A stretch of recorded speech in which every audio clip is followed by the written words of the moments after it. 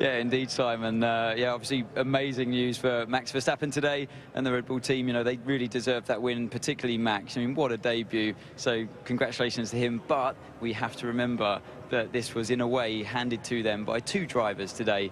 And it all happened off the start and on the way round towards turn 4. So we're just going to look at the side-by-side here of the two Mercedes drivers. So Nico gets an equally good start to his teammate Hamilton. On the run down towards turn 1, he slips into the slipstream of the sister car and makes a brilliant move around the outside. Now, this is proper racing, and Rosberg was on fire there. He did it just inch perfect. But this is where something seems to go a bit wrong for him. During the corner, looking at Hamilton's onboard, you see that the rain light starts to flash on Rosberg's car. Now, what this is when the car goes into harvesting mode, just coming up here. And at this point, round about now, so there we go, Rosberg starts to react to it. And just go to the full frame at this point. Oh, hang on a minute. I'll just rewind that for you, just so you can see what goes on. So he reacts to the rain light. The hand goes down and makes a switch change. Then he presses a button on the top left and then looks in the mirror as Hamilton's making his move, and that puts him onto the grass, and we all know what happens afterwards. So we'll go to the full frame on Rosberg's wheel now, just to get this up there. So here we go, through the corner. I'll just slow that down for you. So he's making a switch change there. And then he presses that top left button. That is the overtake button. He's reacting to something through that corner, and Lewis wasn't. He then looks in the mirror, tries to squeeze the gap as much as he can, but it's too late. If we run on board with Ricciardo, we'll see that Lewis in front of us hasn't got the rain light flashing. So his car isn't in the harvest mode, and that's why Hamilton gets such a better run on his teammate through that corner. I'll just speed that up for you. There it goes. So there's Rosberg slowing down. Hamilton sees it, goes for the gap. Yes, it's a bit late. It's decisive, like Damon said, and that obviously gave the Red Bull the chance to get into the lead at that stage. So it was a decisive move from Hamilton. He saw that gap and he went for it. I just want to show you again from Lewis's point of view. So here we go. We're just watching Lewis now. He's nice and calm on the wheel. Nothing's going on. He's trying to defend on the inside. You know, normal defending move. Yes, he gets beaten into turn 1.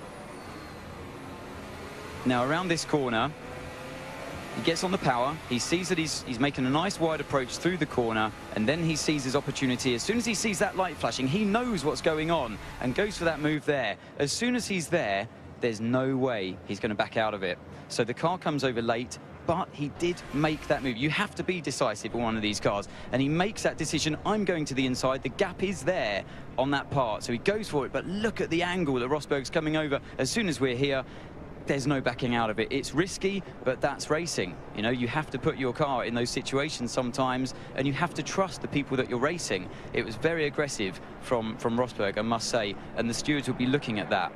Now, I'm sitting there thinking, why is Rosberg's car harvesting energy through that corner, charging the battery when Hamilton's car's not?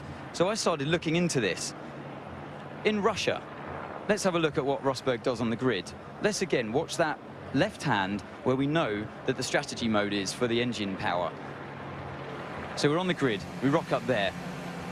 The hand goes down to the, he activates the race start mode. His hand now goes down to there, activates the switch on the strategy mode to get it into the right mode. Remember, drivers aren't told these days which switch to change for the start. It's all got to be done by memory. So he's put that switch into that mode there. And you can see on board with Hamilton as well, he's in exactly the same switch mode off that same start. So he's in the right mode to start this race. It's a different color on Lewis's wheel. It's driver preference. So when he turns right, we'll have a look to see which angle the switch is. So there we go. See the switch there on the left-hand side. It's the strategy mode. It's pointing to the right, and Nico's at this point is pointing to the left. And in Sochi, it was pointing to the right at the start. So it proves to me that Nico wasn't in the right mode, or at least a different mode to his teammate around that part. So I don't know if you can just see on that left side again, different color, I know, the switch is pointing left, different how it was in Sochi, and Lewis's one is pointing right, the same as what Rosberg's was in Sochi. And as they go through that corner, Rosberg then switches the switch. After it starts to harvest, he realizes he's losing power, and his hand goes down to that switch. There we go. And after he's fiddled around with it, you'll see it pops up on the right-hand side, the same angle as Lewis's, and he goes for the overtake button. So I think he was so maxed out in mental capacity, he couldn't rely on his natural racing senses and have enough spatial awareness to see what was going on around him.